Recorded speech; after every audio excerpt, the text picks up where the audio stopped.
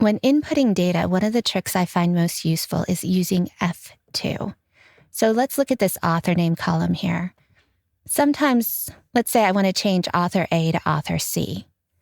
If I do F2, that takes me right to the end of that cell.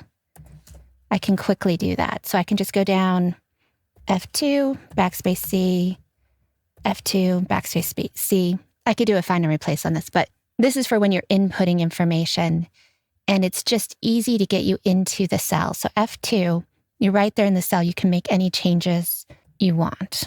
I'm not having to go click into the formula bar to make these changes. I can just do it right there in the cell. It speeds things up.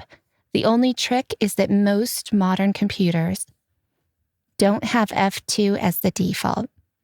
The default on the last 3 or 4 laptops I've had was to make that a volume key. So you either have to do function F2 to get it, or you have to go into your computer settings and switch that over so that F2 is the default. But I find it useful enough, I switch all of my computers over so that F2 is the default.